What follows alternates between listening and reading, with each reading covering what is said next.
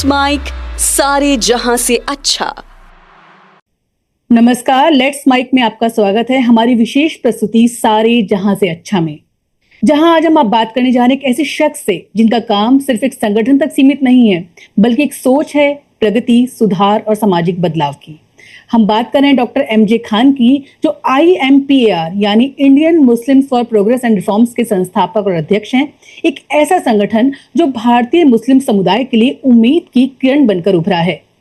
कृषि सेक्टर में ग्लोबल पहचान रखने वाले डॉक्टर खान ने कैसे थामा समाज सुधार का रास्ता, IMPAR क्या है, क्यों है और कैसे है, इन्हीं सवालों से आज की बातचीत बुनी गई है। सबसे पहले डॉक्टर खान, आपका बहुत बहुत स्वागत है लेट्स माइक के हमारे इस मंच पर। बहुत बहुत शुक्रिया, थैंक यू राखी जी। बहुत सारी बातें हम आपसे करेंगे, IMPAR के बारे में करेंगे, मुस्लिम समुदाय की करेंगे, लेकिन सबसे पहले हम एक दूसरे को समझे तो मुझे लगता है बेहतर रहेगा। खान साहब, आप कहाँ से हैं, कैसे हैं, थोड़ा अपने बारे में बताएं। सेंट्रल उत्तर प्रदेश के लखीमपुर जिले के तो एक गांव में, तो बचपन तो गांव का है। एंड उन दिनों गांव में सड़कें भी नहीं होती थी, बिजली भी नहीं होती थी। इनफैक्ट जब गांव से निकल के शहर और शहर से निकल के ग्रेजुएशन करने मुजफ्फरनगर आए, वापस ग्रेजुएशन पूरा हो गया था, तब गांव में बिजली आई है, लेकिन वो भी हफ्ते में कुछ घंटे के लिए आती थी, हफ्ते में। अच्छा। तो बचपन में तो बहुत भैंसे चराना, गन्ना काटना, ट्रॉली पे डाल के ले जाना शुगर मिल, बारिश में जब बाढ़ आती थी तैर के नदी पार करना भैंसों के साथ में, ताकि उनको भी पार करा दें। तो ये सब स्ट्रगल रहा। फिर ट्रैक्टर आने लगे। By the time I was in 10th, तब तक गांव में ट्रैक्टर आने लगे, तो मेरे घर में भी एक आ गया था। तो फिर ट्रैक्टर वगैरह काफी चलाते रहे। तो खेती का काम पूरा करीब करीब 100% जो एक लेबर 40 साल की अपनी वर्किंग लाइफ में करता होगा, वो मुझे लगता है कि हमने 10 साल की या 15 साल की खेती की लाइफ में उससे ज्यादा कर लिया होगा। इसी कारण मुझे लगता है कि जमीनी हकीकत जो एग्रीकल्चर सेक्टर की, वो आपको ज्यादा पता है। जाहिर सी बात है कि मतलब खेती भी खूब किया, फिर पढ़ाई भी खेती की किया, फिर खेती के प्रोफेशन में आ गए। तो एक लंबा सफर रहा एक छोटे गांव से जो बिल्कुल रिमोट था, जिसमें क्लास 6 से 8 तक जब जाते थे, 2 किलोमीटर घर से, गांव से दूसरा गांव था जहां पढ़ने जाते थे। तो बारिश के दिनों में तैर के जाते थे। पानी इतना होता था, कुछ जगहों पे तो इतना मुंह तक पानी होता था, इतना तो बड़ी मुश्किल होती थी। हम लोगों के पास तो प्लास्टिक की थैलियां होती थी, तो अपने कपड़े के बस्ते और किताबें उसमें रख लेते थे। बाकी गांव के जो बच्चे जाते थे, उनके पास बेचारों प्लास्टिक थैली भी नहीं होती थी, तो उनका भी जो किताबें थी अपने में रख के उसकी पोटली बना लेते थे, उसको फ्लोट करके ले जाते थे स्कूल तक, और हम खुद पानी में। तो वो एक मुश्किल का दौर था। सड़क भी नहीं थी गांव की, कुछ नहीं होता था। तो खैर वो वक्त के हिसाब से चीजें अब तेजी से। चलिए खान साहब, आगे बढ़ते हैं। ये IMPAR क्या है, कैसे इसका स्वरूप सामने आया? देखिए, लंबे टाइम से ऐसी थॉट थी। इनफैक्ट 91 में मैंने MBA कर लिया था, और 91 से 2004 तक तो 100% खेती बाड़ी में मामला था। उसमें कोई ज्यादा मुस्लिम इश्यूज से या पॉलिटिकल चीजों से लेना देना नहीं था। 2004 में कांग्रेस की सरकार बनी, तो प्राइम मिनिस्टर मनमोहन सिंह ने एक माइनॉरिटीज के एजुकेशन पे कॉन्फ्रेंस बुलाई विज्ञान भवन में। तो प्राइम मिनिस्टर खुद थे, तो 1 दर्जन कैबिनेट मिनिस्टर थे, और माइनॉरिटी कम्युनिटी के सभी बड़े नाम पूरे मुल्क भर के थे, चाहे वो जावेद अख्तर हों, शबाना आजमी हों, सलमान खुर्शीद हों, फारूक अब्दुल्ला हों, जो भी हों, ये क्रिश्चियन कम्युनिटी के जितने बड़े नाम थे, सिख कम्युनिटी के तो ज्यादातर, या जैन कम्युनिटी के, तो ये सब लोग थे उसमें। तो प्राइम मिनिस्टर बड़े सीरियसनेस के साथ उस कॉन्फ्रेंस को शुरुआत किया, कि जहां प्राइम मिनिस्टर खुद आया और 1 दर्जन कैबिनेट मिनिस्टर हों। लेकिन हम लोग जो कम्युनिटी के लीडर्स थे, उन्होंने बहुत मिसलीड किया कॉन्फ्रेंस को। पहला दिन खत्म होते होते मैं एक टेबल पे थे, जिसमें अर्जुन सिंह HRD मिनिस्टर, बासवान साहब जो HRD सेक्रेटरी थे, और एक साहब कोई और थे। तो अर्जुन सिंह ने सेक्रेटरी से कहा कि आज का दिन बर्बाद हो गया। यानी गवर्नमेंट पूरे सीरियसनेस के साथ आई थी माइनॉरिटीज के एजुकेशन डिस्कस करने। माइनॉरिटीज से ज्यादा प्रमुखता से कह लें तो मुसलमानों के, क्योंकि वही ज्यादा माइनॉरिटीज में गरीब हैं। बाकी तो माइनॉरिटीज नेशनल एवरेज से अबव हैं सारी सारी, मुसलमान नेशनल एवरेज से नीचे है, और काफी नीचे है। लेकिन हम लोगों की लीडरशिप ने इस कदर उसको नैरो एजेंडा में कन्वर्ट कर दिया, जहां प्राइम मिनिस्टर था एक ब्रॉड एजेंडा होना चाहिए था कि कैसे एजुकेशन में पार्टिसिपेट करें, उसको बस्ते फ्री बंटवा दो, बाइसिकलेट फ्री में दे दीजिए, हमारे मदरसे का एक मंजिल फ्री के ऊपर की बनवा दीजिए, काइंड ऑफ थिंग। उसको इतना नैरो कर दिया कि सेकेंड डे जब कॉन्फ्रेंस एक्सटेंड हुई तो मुझे बोलना पड़ा कि अगर गवर्नमेंट कोई सीरियसनेस के साथ आई थी जी मुसलमानों के या माइनॉरिटी के इश्यूज को एड्रेस करने, let us put it Muslim directly, क्योंकि उन्हीं की गरीबी ज्यादा है, तो हम लोगों की लीडरशिप ने पूरी ताकत लगा दी गवर्नमेंट के एजेंडा को डिरेल करने में, फाइल करने में। तो कुछ क्लैरिटी के साथ आई थी कॉन्फ्रेंस करने, ज्यादा क्लैरिटी चाह रही थी क्या करें, लेकिन हम लोगों ने पूरा कंफ्यूज करके उसको वापस पैक करके भेज दिया। जी तो हमको लगा कि इनकी ग्रासरूट की अंडरस्टैंडिंग नहीं है या कुछ वेस्टेड इंटरेस्ट है या क्या है, समझ नहीं है क्या है। तो हमने पहली बार एक राउंड टेबल बुलाई, कोई 20-25 लोग, उसमें कुछ एमपीज भी थे, कुछ और प्रोमिनेंट लोग थे, वो आए। तो हमने एक नोट बना के सर्कुलेट किया कि वे सबसे बड़ा एजेंडा ये था कि मुसलमानों का हायर एजुकेशन में कैसे प्रोपोर्शनेट शेयर लगे, उसके लिए क्या करना है, उस पर चर्चा होनी चाहिए थी। ना कि जहाँ प्राइम मिनिस्टर इतने कैबिनेट मिनिस्टर आए हों ये कहने के कि हमारा एक फ्री की किताबें बंटवा दो, ये कर दिए वो कर दिए, जो वेरी वेरी नैरो, या म्यूनिसिपल कॉर्पोरेशन लेवल के जो एजेंडा थे कि हमको परमिशन के बिना 1-2 फ्लोर बनाने दीजिए, हमको बाउंड्री बढ़ा लेने, ये मतलब डिरेलिंग का एजेंडा था। तो मुझे लगा ये क्या है, कुछ तो करना चाहिए प्रोफेशनल को जो समझ वाले हैं। तो वहां से थोड़ी शुरुआत हुई, लेकिन वो प्रोफेशन में, एग्रीकल्चर में इतना काम बढ़ता रहा तो कोई बहुत फॉर्मल बिगनिंग नहीं हो पाई। कभी 1-2 साल बहुत उत्साह आया तो काम किया, फिर थोड़ा ठंडे पड़ गए, अपने काम में फंस गए। कोविड पीरियड ऐसा है जिसमें मजा आ गया, क्योंकि पूरे पूरे सबके सब लोग घर में बंद थे, कुछ करने को था नहीं, तो ये लगा कि बहुत लंबे टाइम से जो जरूरत महसूस हो रही थी और करने की एक तमन्ना भी थी, मुझे लगता है ये टाइम आ गया है कि हम सब लोगों को। तो एक जूम मीटिंग बुलाई, कुछ चैलेंज भी वैसा था, क्योंकि मरकज जिहाद के नाम से इस कदर हेटफुल एनवायरनमेंट बन गया था। जी जी ये था कि इमरजेंसी बेसिस पे इसको रिस्पॉन्ड करना है, रिफॉर्म्स वगैरह तो बाद में होते रहे, लेकिन अभी तो सर्वाइवल का दिक्कत आ गया है कि इतना हेटफुल एनवायरनमेंट जनरेट हो गया कि, तो सब लोगों ने हमसे कहा कि आपकी थोड़ी सरकार में ठीक ठाक है मामला, तो आप जरा इसको लीड कर लें, हम लोग साथ में सब हैं। तो वो पहली जूम मीटिंग हुई 2 अप्रैल को, 50-60 लोग आए। सेकेंड जूम मीटिंग शाम को हुई, थर्ड डे 2-3 दिन होते होते 3 दिन के अंदर ऑर्गेनाइजेशन डिसाइड हो गया करना है, क्योंकि इमरजेंसी रिस्पांस सिस्टम जैसा था। तो मैंने आईएनबी मिनिस्टर प्रकाश जावड़ेकर साहब को मैसेज भी भेजा कि साहब अलार्मिंग सिचुएशन है, और लॉकडाउन जिस दिन खुलेगा उस दिन 10-20 हजार लोग सड़कों में मारे जाएंगे, इतना हेट जनरेट हो चुका है माहौल में, आपको कुछ करना पड़ेगा। तो उनका खैर फोन आया कि ये क्या कह रहे हो, तो मैंने कहा मैं बिल्कुल सही कह रहा हूँ, इतना हेटफुल एनवायरनमेंट है कि कोरोना के लिए मुस्लिम कम्युनिटी को पूरा जिम्मेदार ठहरा दिया गया है। वो मरकज में बेचारे वो तबलीगी लोग जैसे वो धर्म प्रचारक जैसे आते हैं, वो आए थे अपना एक वो सत्संग जैसा होता है, सत्संग के लिए आए तो फंस गए बेचारे, तो उनकी जिम्मेदारी थोड़े है कोई। लेकिन उसको मुद्दा बना के इस कदर मीडिया में उछल उछल के एंकरिंग हो रही है कि आज अगर लॉकडाउन हट गया होता तो सड़कों पे सिर्फ लोग मारे गए होते, दिखाई पड़ते मरे हुए। तो इस हाल का, तो खैर उन्होंने कुछ मदद किया, कुछ राजनाथ जी ने फोन किया, वो भी हमारे चाहने वाले हैं, अच्छे लंबा रिश्ता है जब से चीफ मिनिस्टर थे यूपी के, खैर उन्होंने भी हेल्प किया। अल्टीमेटली गवर्नमेंट ने एडवाइजरी जारी किया मीडिया को कि आप बहुत गलत कर रहे हैं, ये देश हित में नहीं है। तो खैर उसका असर पड़ा, तुरंत चेंज हुआ। लेकिन ये इस दौरान हफ्ते भर में जब तक एक्शन होता, इम्पायर बड़ी रैपिडली बढ़ने लगा, क्योंकि एक सिविल सोसाइटी का एक बड़ा डेफिसिट था मुस्लिम कम्युनिटी में। या तो क्लर्जी लेड ऑर्गेनाइजेशन थे, जो मौलाना लोगों के जो जमायत हैं ये वो सब हैं, या फिर पॉलिटिकल लोगों के अपने वेस्टेड इंटरेस्ट से ऑर्गेनाइजेशन थे। कोई वेस्टेड इंटरेस्ट से उठ के उन लोगों का कोई ऑर्गेनाइजेशन 75 सालों में नहीं बना था कि जो मल्टी कल्चरल सोसाइटी के इथोस को समझते हो, इंडिया के वैल्यूज को एंड एक ट्रेडिशंस को रिस्पेक्ट करते हैं, और खुद उस एनवायरनमेंट में पले बढ़े हैं कि वो डिफरेंट पर्सपेक्टिव्स को अप्रिशिएट कर सकें। तो ये सिविल सोसाइटी ऑर्गेनाइजेशन पढ़े लिखे लोगों का जो कुछ पोजीशन में पहुंच चुके थे अपने करियर में, वो कुछ देना चाह रहे थे।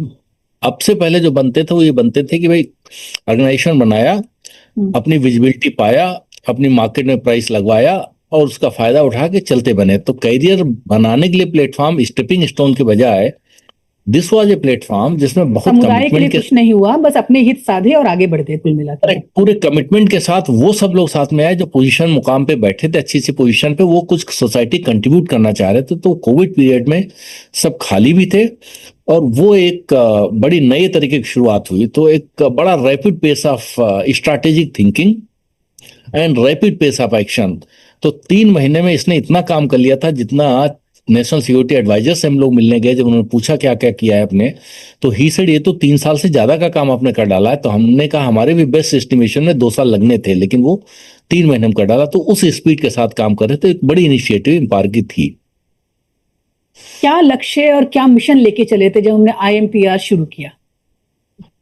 देखिए, 2 चीजें बड़ी खास थी। एक तो मुस्लिम कम्युनिटी में रिफॉर्म्स लॉन्ग ओवरड्यू हैं। सब कम्युनिटीज में कुछ ना कुछ रिफॉर्म्स हुए, लेकिन मुस्लिम कम्युनिटी में 2 क्लास रहे अब तक डोमिनेट करते। एक तो क्लर्जी, जिनका बड़ा नैरो वर्ल्ड विजन है।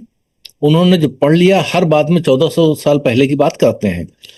तो रिफॉर्म्स या प्रोग्रेसिव एजेंडा के बजाय रिग्रेसिव एजेंडा पे ज्यादा ले जाते हैं। अब उनका अपना एक समझ है, उनकी अपनी पढ़ाई है, बैकग्राउंड है। तो हालांकि बड़े वो बेचारे गाय जैसे सीधे हैं, लेकिन समझ इतनी कम है वर्ल्ड विजन उनकी कि वो कभी मस्जिद से बाहर ज्यादा निकले नहीं, समाज में मिले नहीं, दुनिया देखी नहीं।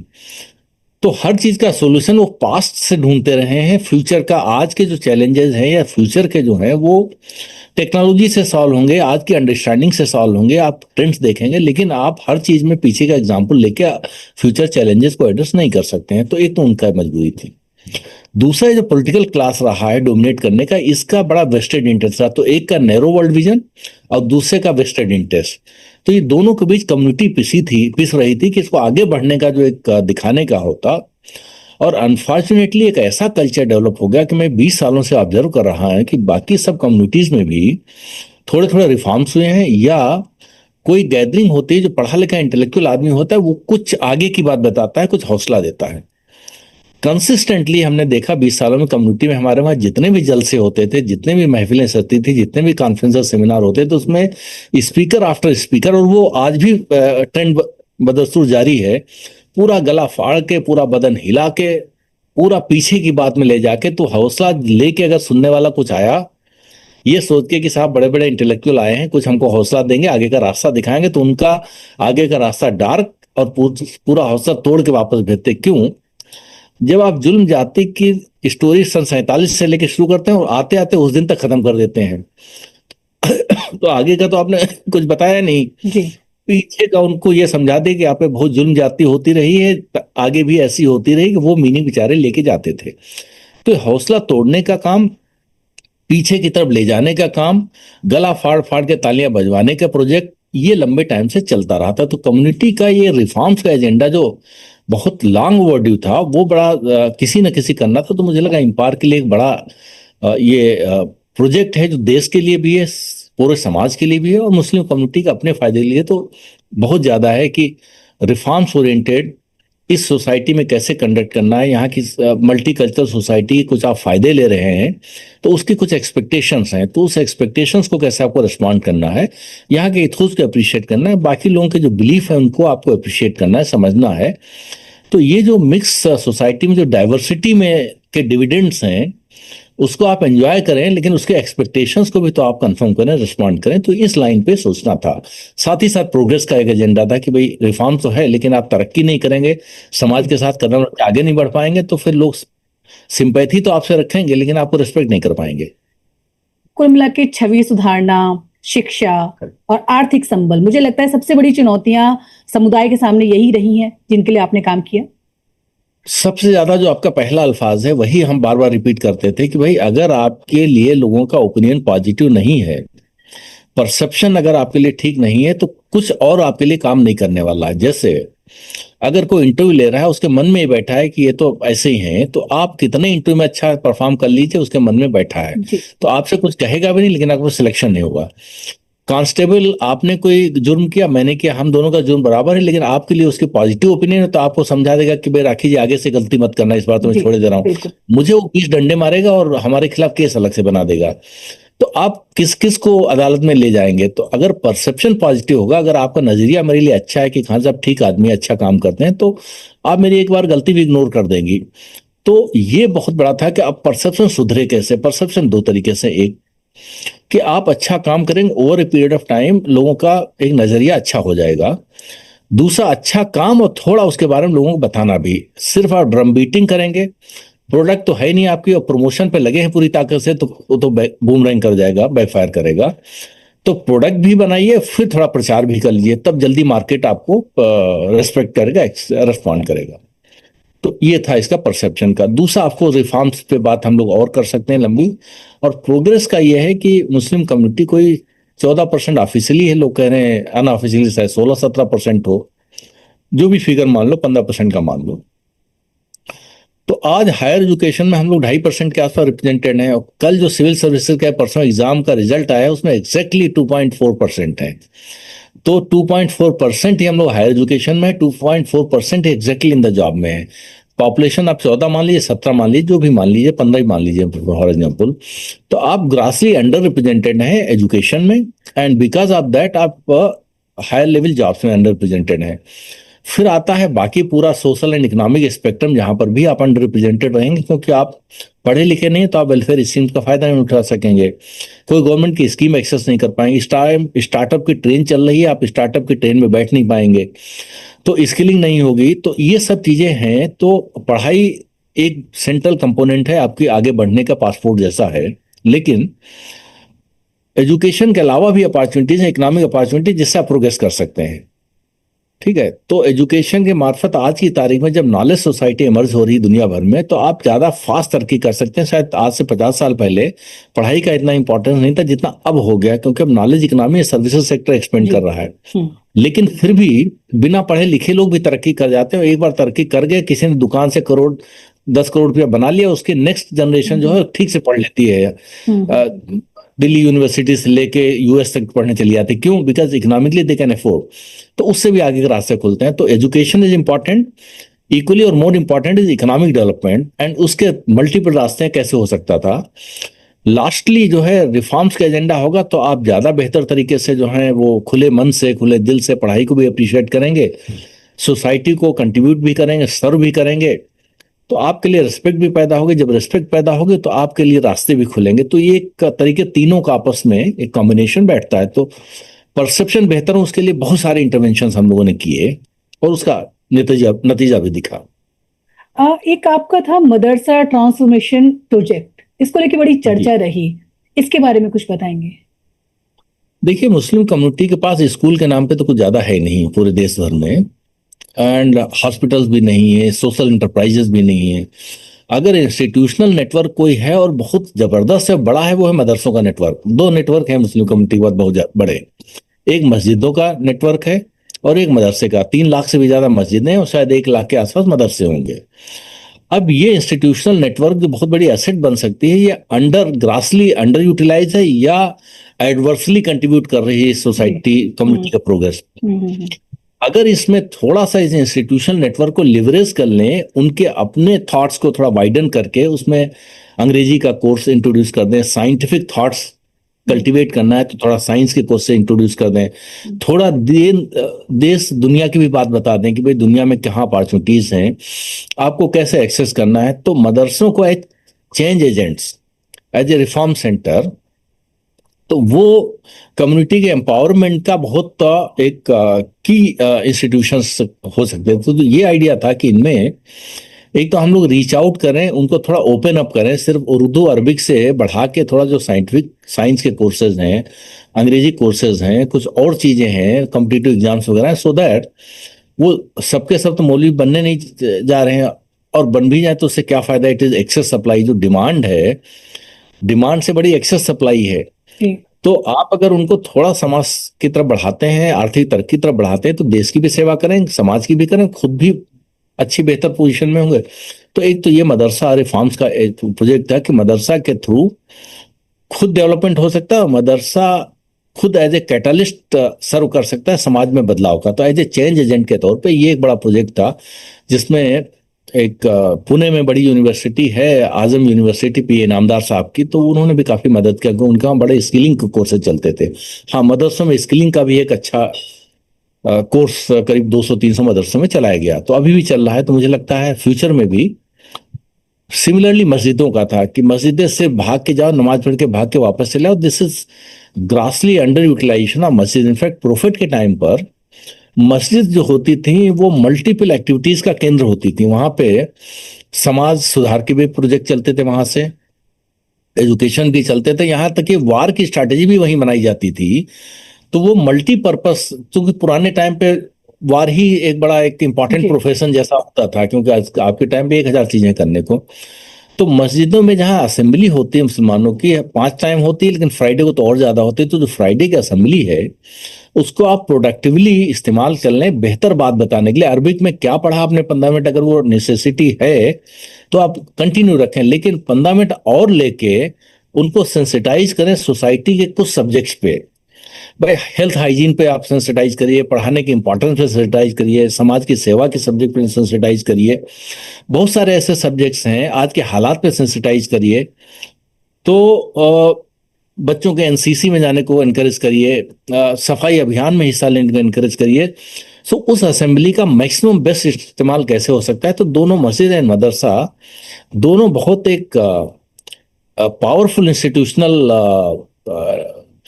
सपोर्ट सिस्टम के तौर पे इमर्ज कर सकते हैं, क्योंकि इनका स्पिरिट बहुत है, लेंथ एंड ब्रेथ। खान साहब, आप जितनी बातें बता रहे हैं, बहुत काम आप कर रहे हैं और काफी समय से कर रहे हैं, लेकिन इसके अंदर समुदाय का, अपने जो धार्मिक नेता हैं, उनका कितना सहयोग मिलता है? देखिए, धार्मिक नेता तो फिर भी 1-2 मीटिंग के बाद समझ जाते हैं और कोशिश करते हैं कि कुछ थोड़ा बहुत जितना कर सकें, या तो ज्यादा बेहतर तरीके, या उनके अपना भी कुछ मस्जिदों का एक क्या मैं बताऊं, एक ठेकेदारी जैसा कंसेप्ट है कि मैं इमाम हूं, ऐसा ना हो कि बाहर के लोग ज्यादा आने लगे तो हमारी ठेकेदारी पे असर पड़ जाए। लेकिन इसके सबका एक बावजूद हाल है। हाँ, वो ज्यादा बेहतर रिस्पॉन्ड करते हैं compare to the political people. Political लोगों को ऐसा लगता है कि हम आए हैं तो उनकी दुकान उजड़ने वाली है। तो जब इम्पायर शुरू हुआ था, कुछ तो 2 राज्यसभा के रिटायर्ड उन कमबख्तों ने पूरी ताकत लगा दी इम्पायर के खिलाफ, हजारों चिट्ठियां भेजी दुनिया भर में कि ये तो बीजेपी का प्रमोटेड है, इनके तो तार आरएसएस से जुड़े हैं। कुछ ने कहा इनको 500 करोड़ रुपया इजराइल से मिलता है। दुनिया भर के इल्जाम जो लग सकते थे, तो इनमें ये जितने पॉलिटिकल एलिमेंट थे, कमबख्त इस तरीके के अफवाहें फैलाई कि इम्पायर को थोड़ा सा शुरू में उससे दिक्कत भी हुई। जी आज भी शायद काफी मुसलमानों के मन में बैठा है, कहीं आरएसएस से पैसा हमको मिल रहा है, या इजराइल से मिल रहा है, या मोदी दे रहा है हमको पैसा, जेब से पैसा लग रहा है, अपना वक्त लग रहा है, अपने रिस्क उठा रहा हूं। उसके बावजूद इन इल्जामों को भी, लेकिन ऐसा था कि जब सर सैयद अहमद खान ने, आपने पता नहीं हिस्ट्री पढ़ी है कि नहीं, हम्म, सर सैयद अहमद खान साहब जो थे वो तहसीलदार शायद थे, या नायब तहसीलदार लेवल का अफसर थे बिजनौर में। तो ये जब आजादी की पहली 1857 की वो शुरू हुई है, जी तो अंग्रेजों को जहां मिले वहां मारो वाला चल रहा था। तो इन्होंने कुछ अंग्रेजों की जान बचा ली। तो अंग्रेज इनसे बड़े मुतासिर थे, इनको थोड़ा मदद भी किया, लेकिन उन्होंने कहा कि भाई हमको समाज सेवा करनी, रिफॉर्म्स करना है, कम्युनिटी में एजुकेशन लाना है, और अंग्रेजी के बिना फ्यूचर दिख नहीं रहा है। तो जब इन्होंने अंग्रेजी की पढ़ाई शुरू करने के लिए मुस्लिम एंग्लो इंडियन स्कूल शुरू किया अलीगढ़ में, बाद में जो अलीगढ़ मुस्लिम यूनिवर्सिटी बना, तो 99% मुसलमान दिन रात इनके पीछे पड़ गए थे कि अंग्रेज के एजेंट हैं, मुसलमानों के दुश्मन हैं, इनसे होशियार रहिए। पूरी ताकत लगाए पड़े थे। 1% मुसलमान इनके साथ खड़ा था, 99% दिन रात ताकत लगाए थे इनके खिलाफ। 20 साल होते होते उन्हीं के बच्चे सभी यूनिवर्सिटी में लाइन लगाने लगे एडमिशन की। तो आज सर सैयद अहमद खान जो हैं सबसे बड़े हीरो कम्युनिटी के हैं पिछले 100, 200, 300 सालों में। लेकिन 99% लोगों ने इस कदर विरोध किया, और विरोध का आलम यह था कि हमारे में एक फतवा होता है, जी यानी जैसे कम्युनिटी से निकाला दे दिया काइंड ऑफ थिंग। तो ये अकेले इंसान है पूरी हिस्ट्री में हिंदुस्तान की जिनके खिलाफ 300 फतवे लाए गए। कुछ मौलाना तो इस हद तक चले गए कि मदीना शरीफ पैदल चले गए, वहां से फतवा लिखवा के ले आए इनके खिलाफ। ये बहुत ही गलत आदमी है, अंग्रेजों का साथ दे रहे हैं, कौम को गुमराह कर रहे हैं, दलाल, मतलब जितना हो सकता था। तो वो एलिमेंट मैंने एक आर्टिकल में भी लिखा कि 150 साल पहले भी नहीं सुधरे थे, और आज भी 150 साल बाद भी वही मानसिकता रखने वाले लोग हैं। कम से कम तब से एक लर्निंग ले लेनी चाहिए थी कि जो आदमी रिफॉर्म्स करने चलता है उसके लिए अच्छी थॉट्स होती हैं, लोगों को सपोर्ट करना चाहिए, ना कि पूरी ताकत लगा के अपोज करना चाहिए उसको। खैर वो डेविएट कर गए आपकी बात को लेके कोई नहीं। मैं पूछना चाह रही हूँ, एक रिलीजन फॉर पीस जैसे जो अभियान है, वो कट्टरता के खिलाफ कितना असरदार साबित होते हैं? बड़े पैमाने पे हम लोगों ने शुरू किया, कम वसाइल मतलब कम रिसोर्सेज के साथ। एक हम लोगों ने मुस्लिम इनिशिएटिव अगेंस्ट एक्सट्रीमिज्म शुरू किया। फिर एक लॉन्च किया हम लोगों ने, एम्पावर अगेंस्ट एक्सट्रीमिज्म। तो फ्रांस में एक किसी टीचर को एक बच्चे ने मार दिया था। वो जो भी रहा उसका आइडियोलॉजिकल रीजन ही रहा होगा कि बच्चे ने, और वो भाई मारा कैसे, एक चाकू से मार दिया। तो बहुत ही खराब बात। फ्रांस जैसा सिविलाइज कंट्री में जी। इस तरह की गोली से मार दो शायद कम लोगों को नफरत फैले, लेकिन आप चाकू से मार देंगे तो एक अजीब सा लगेगा माहौल। तो पूरे यूरोप में मतलब एक फ्रांस में फिजा खराब हो गई कि भाई ये क्या कर रहे हैं। जब बच्चे लोगों को इतना कट्टरता फैली है तो सिविलाइज सोसाइटी एग्जिस्टेंस के लिए डेंजर फेस होगा। तो जाहिर सी बात है कि लोगों का परसेप्शन हमने ना किया हो लेकिन मेरे लिए भी तो खराब हो ही जाएगा। तो ये था कि गलत चीज को गलत कहना हम लोगों को पूरी मजबूती से करना पड़ेगा। तो एम्पावर अगेंस्ट एक्सट्रीमिज्म करके हम लोगों ने वर्ल्ड वाइड प्रोजेक्ट चलाया। तो यूरोपियन पार्लियामेंट, एक मैगजीन है शायद यूरोपियन पार्लियामेंट ही नाम है उसका, उसने छापा 2 पेज का। और यूरोप के 2 वेबसाइट्स पे, न्यूज वेबसाइट्स पे इसका आया कि भाई इंडिया से एक बड़ी मुहिम शुरू हुई। तो हमने सब में बड़े बड़े लोग, जैसे अजमेर से आपका उसके जो चीफ हैं चिश्ती साहब, उनको लिया। ऐसे दुनिया भर से हम लोगों को 20 लोग, नजीब जंग साहब थे जो दिल्ली के लेफ्टिनेंट गवर्नर थे, चीफ इलेक्शन कमिश्नर कुरैशी साहब को लिए। तो ऐसे जितने प्रोमिनेंट नाम थे उन सब को लेके 20 लोगों को हमने सिग्नेचर कैंपेन चलाया कि 1 मिलियन सिग्नेचर। हम 1 मिलियन तो खैर नहीं पहुंच पाए, लेकिन जितना पहुंचे थे कि यूएन सेक्रेटरी जनरल को सबमिट करना। आइडिया ये था कम से कम सामाजिक जागरूकता, एक सोशल अवेयरनेस शुरू हो तो उससे एक बदलाव जैसा कैस्केडिंग इफेक्ट हो, एक चेंज एजेंट जैसा एम्पावर काम करे। तो एक तो वो शुरू किया था।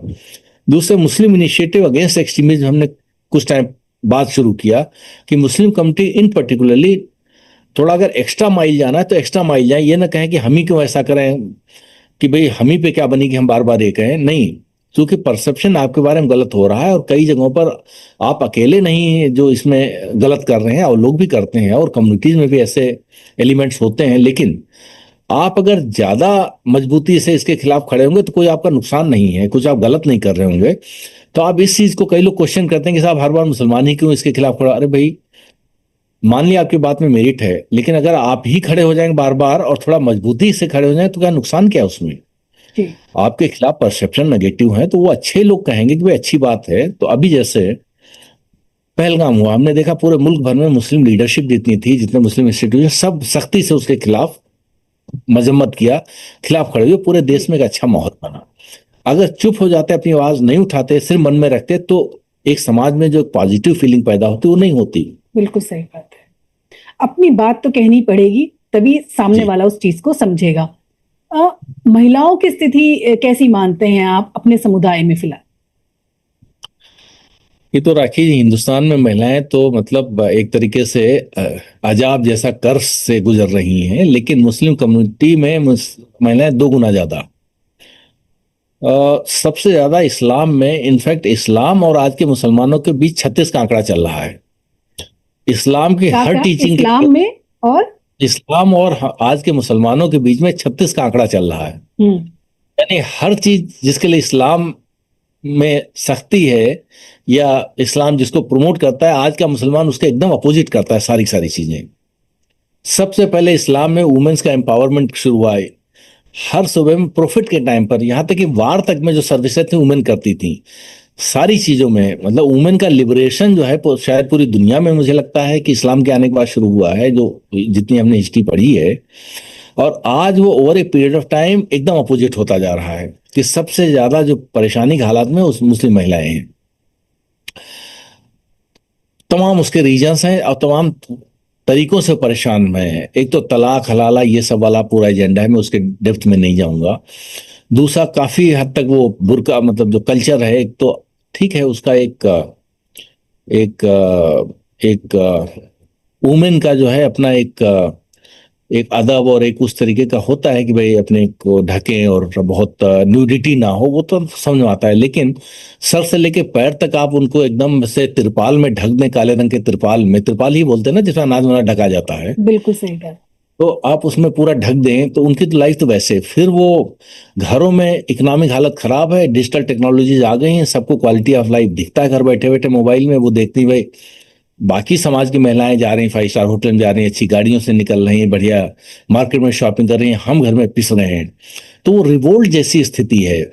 फिर क्या होता है कि वो मेल जो है वो अपना मेल डोमिनेंस दिखाने के लिए फिर वो फिजिकल टॉर्चर भी होता है, तमाम सारी चीजें। तो कुल मिला के अपॉर्चुनिटीज आगे बढ़ने की नहीं, या थोड़ी बहुत हैं तो बढ़ने नहीं दिया जा रहा। तो बहुत सारी चीजें ऐसी, तो मुस्लिम वुमेन जो हैं वो डबल सफरर हैं। वुमेन इन जनरल इंडिया में सफरर हैं, लेकिन मुस्लिम वुमेन डबल या उससे ज्यादा सफरर हैं। और मैं अपने घर से लेकर सब तक देखता हूँ, सोशल इविल्स इतनी ज्यादा बढ़ रही हैं जिसका कोई हिसाब नहीं।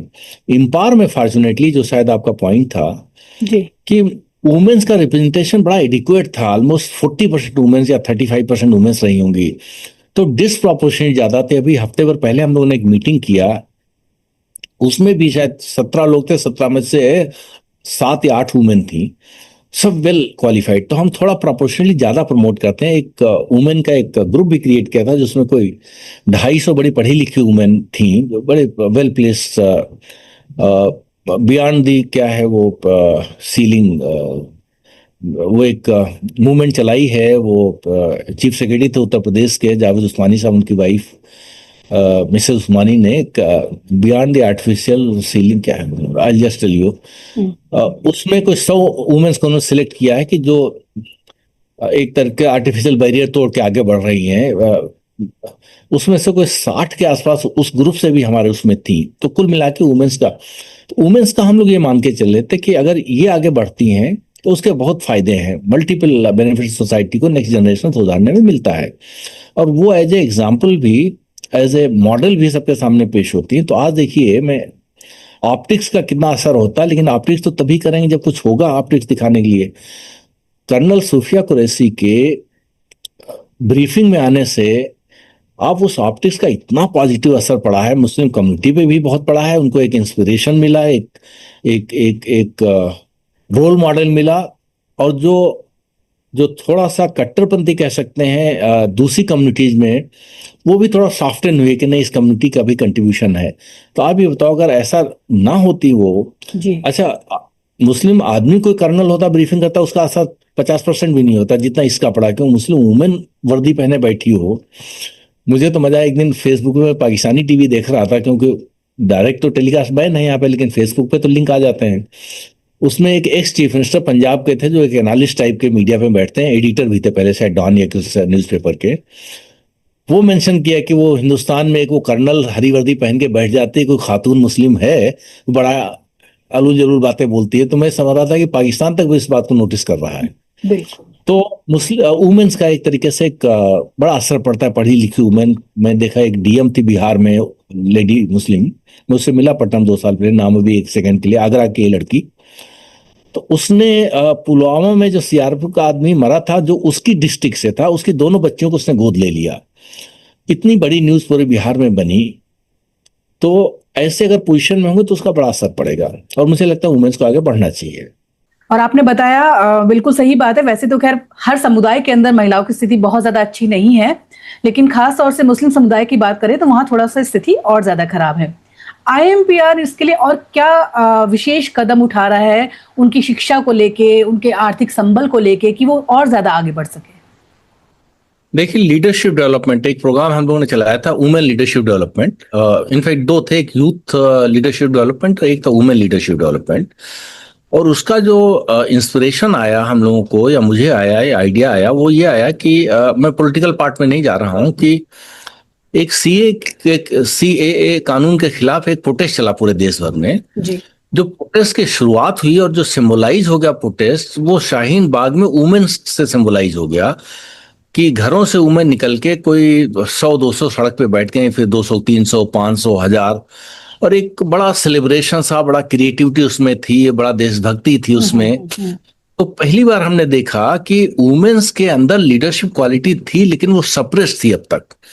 और शाहीन बाग जैसे थोड़ा ट्रेडिशनल एरिया में, जो मुस्लिम मेजॉरिटी है, ऑलमोस्ट एब्सोल्यूट मेजॉरिटी, वैसे मोहल्ले में थोड़ा सा ट्रेडिशनल थॉट्स होती हैं, कंजर्वेटिव होती हैं, घरों से वुमेन का कम निकलना है सब। लेकिन इतनी पढ़ी लिखी औरतें थीं, जब भी उनका मीडिया इंटरेक्शन होता था, फर्स्ट क्लास अंग्रेजी बोलती थीं, पूरा एकदम जो एक इम्प्रेस करने वाला जैसा पर्सोना होता है, ज्यादातर वुमेन्स का मैं देख रहा था। तो हमारे लिए भी आई ओपनिंग था कि भाई इतना इम्प्रेसिव वुमेन्स हैं, और इतना वेल एजुकेटेड, बाहर निकलना चाह रही, इतना क्रिएटिविटी के साथ, और इतना देशभक्ति के गाने, ये सब चीजें। पॉलिटिकल पार्ट में फिर छोड़ रहा हूँ इसमें, कि आप उसके साथ सहमत थे, नहीं सहमत थे कि उनको करना चाहिए था, नहीं, वो अलग चीज है। लेकिन वो निकल के आई, दुनिया को दिखा दिया कि भाई womens can play a very important role, Muslim women in this society, and they can take upon कोई चैलेंज बड़ा अगर है उसको भी डील करने के लिए। आदमी लोग घर में बैठे हैं, वो नहीं निकल पे आ पा रहे हैं फॉर जो भी वजह हैं, लेकिन वुमेन्स ने रास्ता दिखाया, फिर वो धीरे धीरे आंदोलन पूरे देश भर में फैल गया। तो हमको ये था आंदोलन तो 2-4-6 महीने कोविड आ गया, वो खत्म हो गया, क्योंकि कोविड सारे लोग लॉकडाउन में चले गए, पुलिस ने भी थोड़ी सख्ती किया उस टाइम पे। लेकिन ये एक आइडिया आया कि अगर ये वुमेन का एक बार निकल के आई हैं, ये बेचारी दोबारा घरों में चली गई हैं और फिर वही किचन में अपनी पूरा टैलेंट तोड़ देंगी, तो ये तो बड़ा नाइंसाफी हो जाएगी इनके टैलेंट के साथ और इनके एक जज्बे के साथ, दोनों के साथ में। एक इनकी स्पिरिट जो है आगे निकल के कुछ कंट्रीब्यूट करने की, कुछ कंस्ट्रक्टिव क्रिएटिव काम करने की, सोसाइटी में रोल प्ले करने की, उनकी स्पिरिट को भी हम डैम्प कर देंगे और इनकी जो एक टैलेंट है उसको भी रिकॉग्नाइज नहीं करेंगे। तो ये था कि सब वुमेन को तो नहीं कर सकते हैं, लेकिन कम से कम एक रास्ता दिखा सकते हैं वुमेन लीडरशिप प्रोग्राम करके। तो काफी वर्कशॉप्स उस पर किए हम लोगों ने। ज्यादा कोशिश थी कि हम थोड़ा और डेफिनेटिव करें प्रोग्राम, लेकिन 2 साल के बाद थोड़ा इकोनॉमिक एक्टिविटी रिज्यूम हो गई, नॉर्मल आ गई, लाइफ नॉर्मलसी की तरफ आ गई। कोविड के बाद में थोड़ा अटेंशन हम में से ज्यादातर लोगों को अपने प्रोफेशंस की तरफ चला गया, तो थोड़ा इम्पायर सफर करना शुरू कर दिया। क्योंकि पहले 100% डिवोशन था, फिर 50% हुआ, फिर 25% हुआ, क्योंकि आदमी को अपने प्रोफेशन की प्रायोरिटी में चला जाता है। तो नहीं तो उसको अभी दोबारा उसको पिकअप करने की कोशिश कर रहे हैं कि उन प्रोग्राम्स को जो थोड़ा स्लो हो गए थे या रह गए थे उनको दोबारा एक रीएक्टिवेट करके, रीलॉन्च करके एक इनवाइगोरेट करने की जरूरत है। खान साहब, हम देश की बात करें या समाज की बात करें तो जो हमारा यूथ है वो उसमें बहुत ज्यादा इंपॉर्टेंट रोल अदा करता है। तो आप अपने जो समुदाय का यूथ है उसको कहाँ देखते हैं जो कई बार अपने को हाशिए पे खड़ा हुआ महसूस करता है? देखिए, एक चीज तो राखी जिसमें है कि देश में अवसर बहुत हैं, इनफाइनाइट अपॉर्चुनिटीज हैं। इनफैक्ट अवसरों का देश है, क्योंकि दुनिया की एक तेजी से बढ़ती बड़ी अर्थव्यवस्था है। इनफैक्ट सबसे तेजी से बढ़ती बड़ी अर्थव्यवस्थाओं में भारत एक है। इनफैक्ट ब्राइट स्पॉट इसको इस टाइम दुनिया का कहा जा रहा है। पॉलिटिकली हम लोग तमाम चीजों से एग्री करें ना करें, करंट क्राइसिस है और भी चैलेंजेस हैं समाज के, कम्युनलिज्म है, मुस्लिम कम्युनिटी का एक सबसे बड़ा कंसर्न ये रहता है, बहुत सारी चीजें। लेकिन इकोनॉमिक अपॉर्चुनिटीज, आगे बढ़ने की अपॉर्चुनिटीज इस टाइम पे जो हिंदुस्तान दे रहा है वो शायद दुनिया के दूसरे मुल्क से मुश्किल है, क्योंकि बहुत तेजी से बढ़ रहा है। ऐसे में अगर बाकी यूथ हिस्सा लगा रहे हैं या नहीं लगा पा रहे हैं, और मुस्लिम यूथ, एक सेकेंड जरा, तो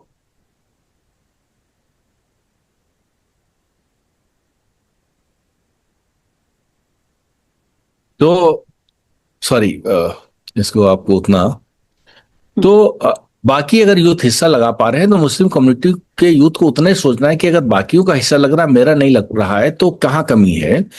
तो बहुत सारे इसमें और डिस्कशन में जाने की जरूरत नहीं, उतना ही डेफिसिट आपको मेकअप करना है जितना डेफिसिट आपको बराबरी में लाके खड़ा कर दे। जैसे आप पढ़े लिखे नहीं हैं, आपकी एलिजिबिलिटी में आप नहीं फिट बैठ रहे हैं, तो आपको वो एड्रेस करना पड़ेगा, उसमें कोई कुछ नहीं कर सकता। अगर कहीं पे बीटेक कंप्यूटर साइंस रिक्वायर्ड है तो आप कितने सिफारिश लगा लें, बीटेक कंप्यूटर साइंस आपको दिखाना ही पड़ेगा। तो जहां पे एलिजिबिलिटी की कमी है, तो अगर एलिजिबिलिटी नहीं तो आपको उस पर मेहनत करनी है।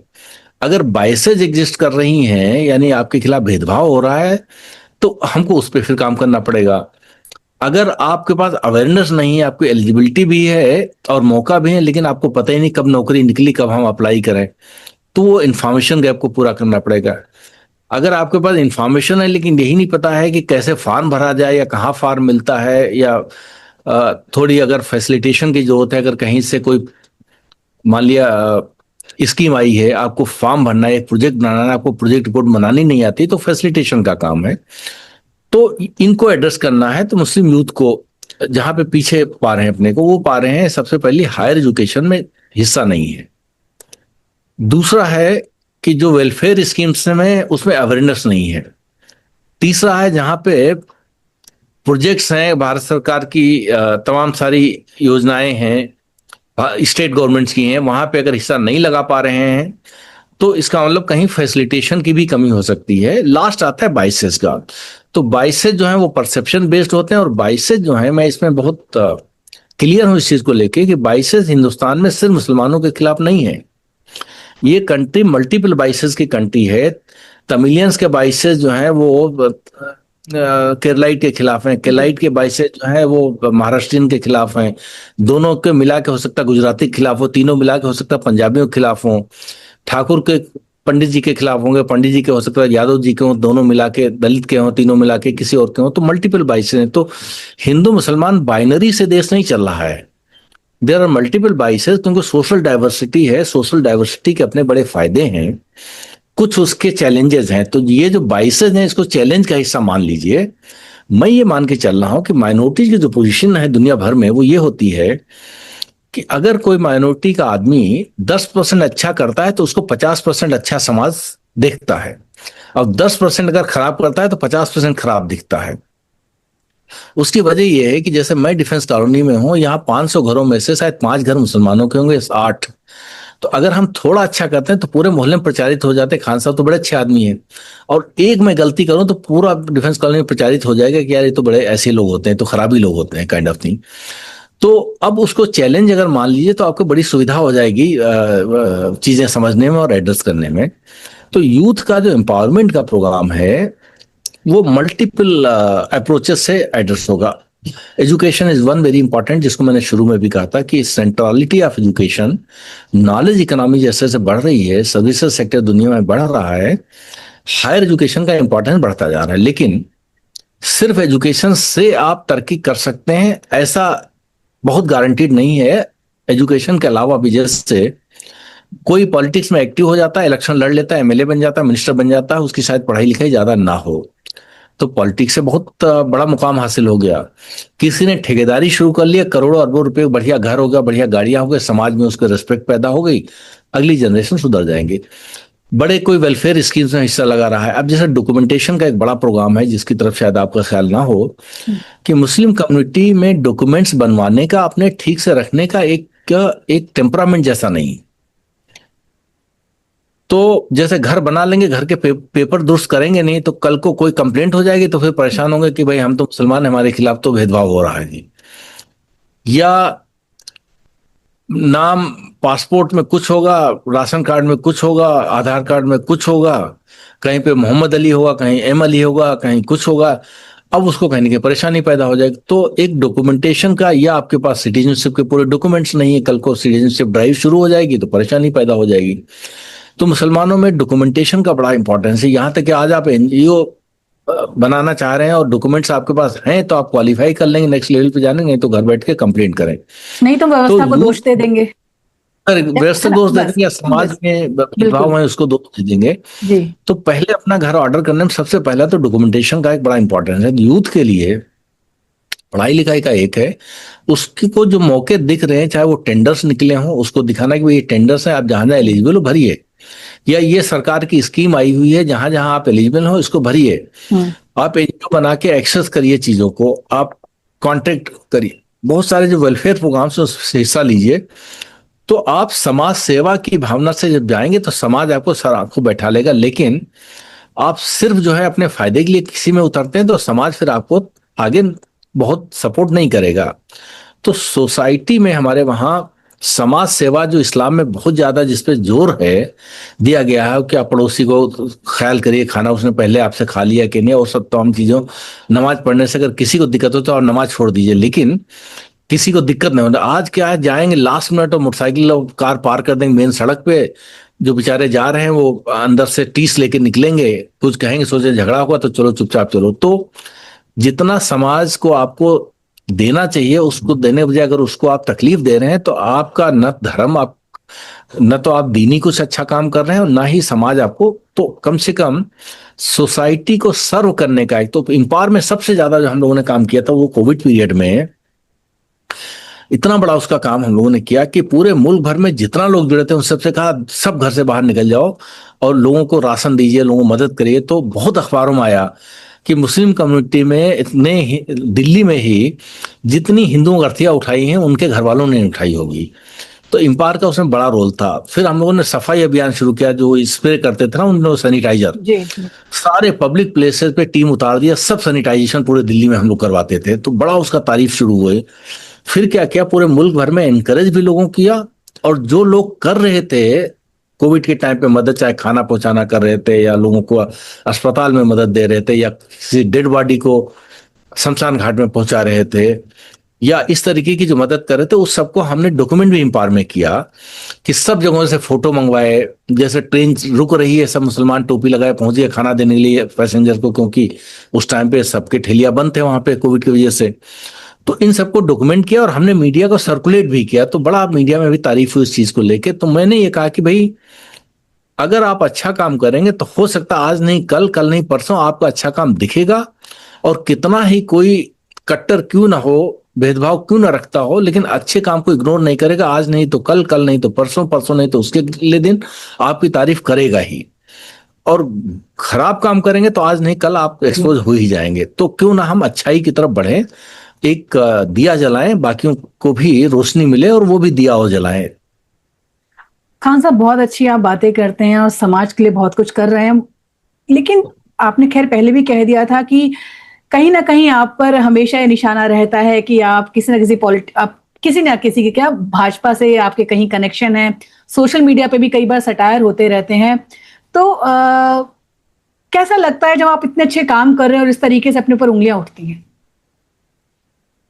मिसगाइडेड कम्युनिटी है, और कुछ इंटरेस्ट ड्रिवन है, खास करके जो पॉलिटिशियन जिन्होंने बहुत दिन रात एक कर दिया हमारे खिलाफ, उनके पॉलिटिकल इंटरेस्ट थे।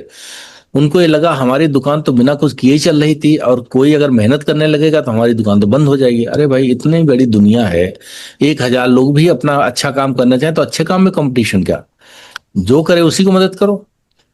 तो अनफॉर्चुनेट था, बिल्कुल फेक एजेंडा, एकदम झूठ के अलावा कुछ नहीं।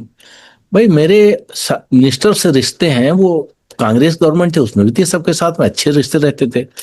हमारे किसानों का बड़ा एजेंडा है, मैं फाउंडर हूं ऑल इंडिया फार्मर्स अलायंस का, तो उस वजह से देश के किसानों की पॉलिटिक्स से उसका मैं केंद्र बिंदु जैसा रहा हूं, और लंबे टाइम से 25 सालों से पूरे देश के एग्रीकल्चर को जितनी नई नई कंसेप्ट हमने दिया है, वो सबसे पहले 1999 में हमने members of parliament conference on farmers agenda शुरू किया।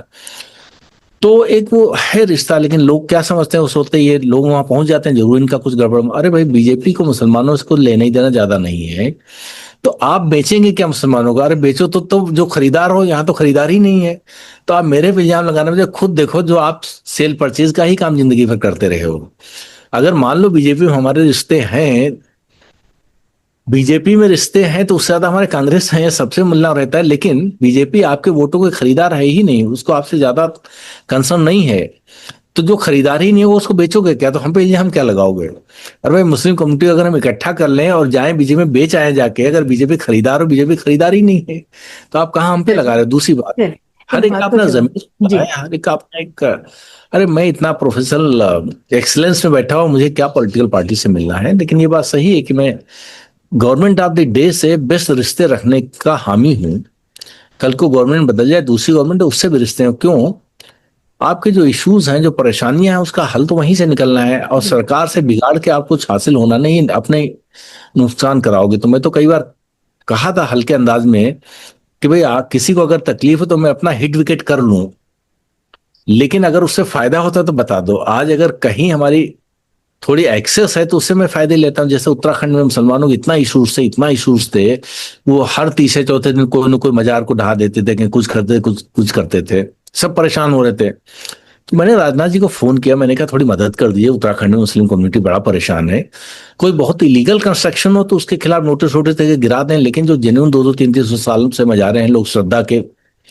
तो उन्होंने कहा अच्छा मैं सीएम से बात करूं। तो सीएम से बात करने के बाद उनका फोन आया कि चीफ मिनिस्टर आपको फोन करेगा। वो इनके आगे तो बच्चे ही, उत्तराखंड का सीएम, मतलब उम्र के हिसाब से, पार्टी में उसके हिसाब से। खैर थोड़ी देर में चीफ मिनिस्टर का फोन आया, उन्होंने कहा कि सर का फोन आया था, क्या मैटर? तो मैंने कहा धामी जी, मैटर तो आपको पता ही, मुस्लिम कम्युनिटी परेशान है और बहुत ज्यादा आप जा रहे हो उस एक्सट्रीम लाइन पे। तो उन्होंने कहा नहीं मैं ख्याल करूँ। मैंने कहा ख्याल नहीं, कल हम लोग आ रहे हैं। तो हमने कहा 15 लोग हम आ रहे हैं। तो हमने फिर वो रात में सबको फोन किया, हमने कहा चलिए देहरादून।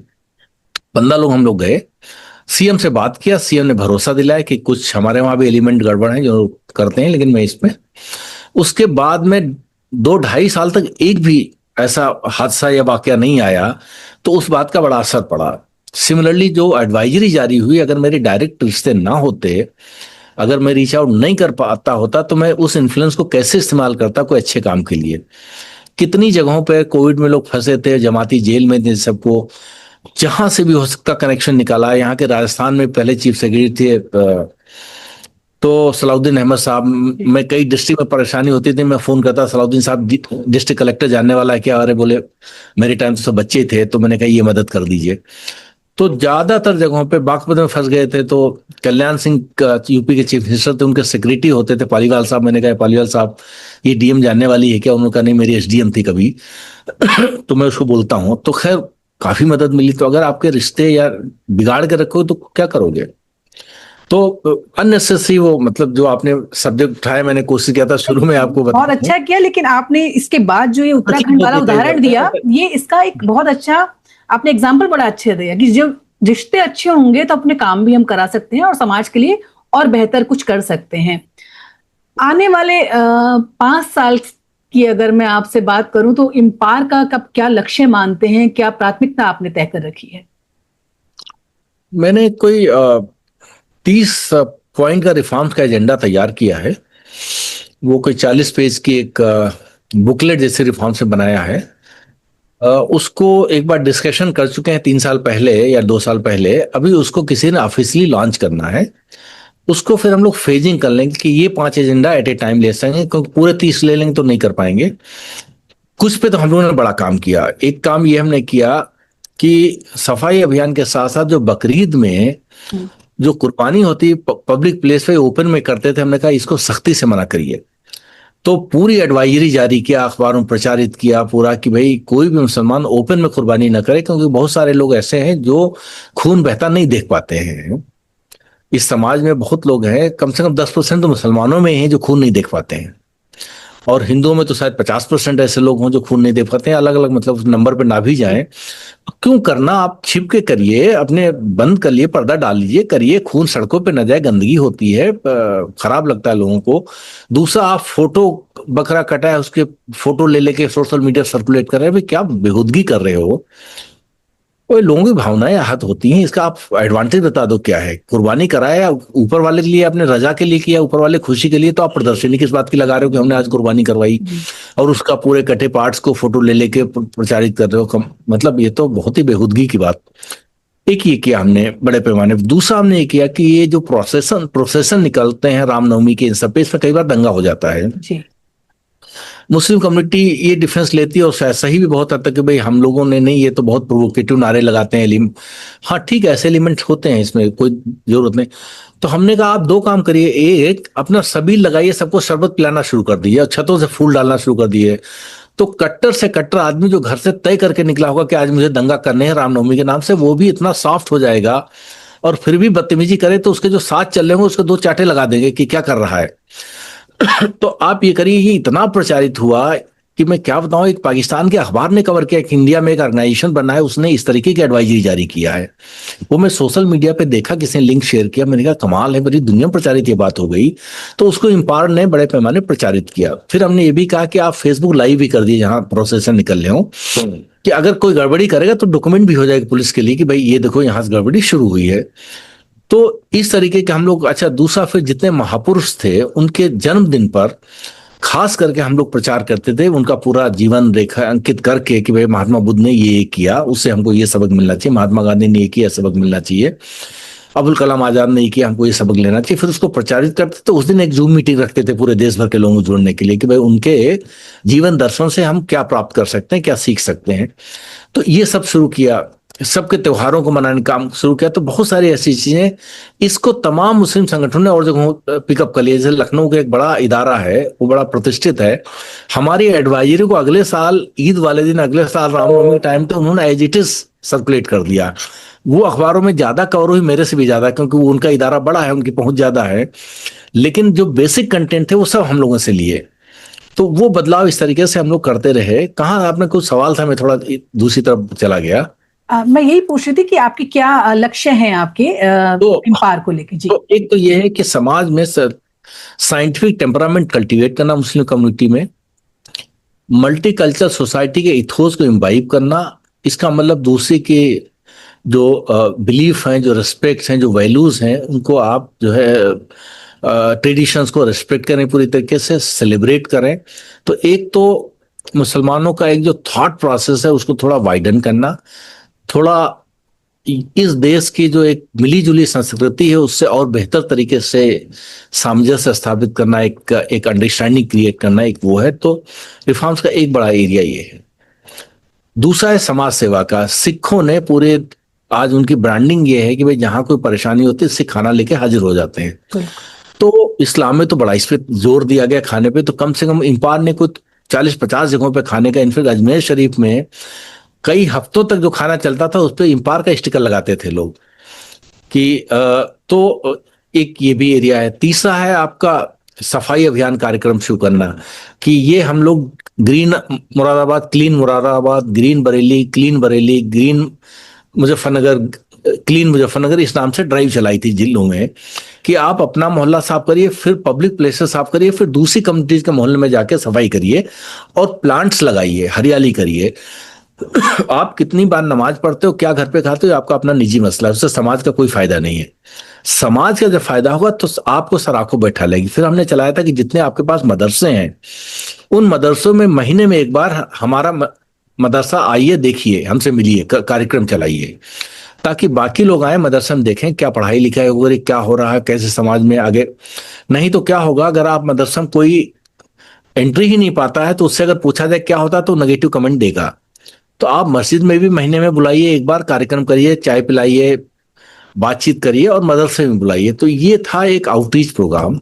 फिर आता है मुसलमानों के एम्पावरमेंट से जुड़ा मामला कि एक इकोनॉमिक अपॉर्चुनिटीज फैसिलिटेशन प्लेटफॉर्म बनाया था कि भाई जो भी इकोनॉमिक अपॉर्चुनिटीज है उनमें एजुकेशन की, जॉब्स की, स्किलिंग की, ट्रेनिंग प्रोग्राम की, स्टार्टअप्स की और सब वेंचर्स की, और इसके लिए क्या सब्सिडीज और क्या एक बैंक फाइनेंस अवेलेबल है, इस सब के बारे में। जैसे राजस्थान में एक हक दर्शक ऑर्गेनाइजेशन बड़ा बढ़िया काम करता है, वो जितनी गवर्नमेंट स्कीम है उनसे जोड़ता है। तो मुसलमानों का अभी जैसे 2.5% लग रहा है, 2.5% से अगले 5 साल में 5% कैसे, और अगले 15 सालों में 7.5% कैसे हिस्सा लग पाए। जब 7.5% लगेगा तब जाके अपने एक्चुअल शेयर का 50% पे होंगे। तो क्या अगले 25 सालों में जो एक्चुअल शेयर है प्रोपोर्शनेट जो है, एक प्रोपोर्शनल रिप्रेजेंटेशन हो सकता है कि एजुकेशन में भी, जॉब्स में भी और बाकी चीजों में। लेकिन उस सबसे पहले समाज में आपके लिए ओपिनियन जो है उनको पॉजिटिव करना जरूरी है। इसलिए न सिर्फ अपना कंडक्ट और करेक्टर बेहतर करें बल्कि समाज के लिए कंट्रीब्यूशन बेहतर करें। तो CCC का एक फार्मूला था, improve your character so that लोग तारीफ करें। पब्लिक प्लेस का आप कंडक्ट अच्छा होगा तो लोग आप पॉजिटिवली इन्फ्लुएंस करेंगे, और समाज के लिए, देश के लिए कंट्रीब्यूशन होगा तो लोग आपको सर पे बैठेंगे। CCC के उस पे आप बढ़ेंगे तब जाके अपने को एक मुकाम अपना लगा पाएंगे। बहुत अच्छी बातचीत और बड़े अच्छे विचार खान साहब आपने हमारे साथ अपने रखे, और समाज को किस तरीके से आगे लेके जाना है, कैसे उसकी छवि सुधारनी है, सबको साथ लेके चलना है। बहुत अच्छा आप काम कर रहे हैं और हम कामना करते हैं कि आप इसी तरीके से काम करते रहें। आपका बहुत बहुत धन्यवाद इतना समय देने के लिए। बहुत बहुत शुक्रिया। Thank you. आपने अपने बारे में राखी जी कुछ नहीं बताया। पहले एक बार मीटिंग बंद कर दूं, मीटिंग बंद, रिकॉर्डिंग बंद करके फिर मैं आपसे बात करूं। आप सुन रहे थे let's make more than radio. Follow कीजिए हमें हमारे सोशल मीडिया प्लेटफॉर्म्स पर। It's time for news. It's time for more than radio. Presenting the first radio news app, Let's Mic. Let's Mic, a news-based app on your phone where you get to watch and listen news, talk shows, interviews, radio show podcasts. On Let's Mic, you get all relevant information of TV, print, radio, podcast, and digital. Let's Mic talks about every segment of life.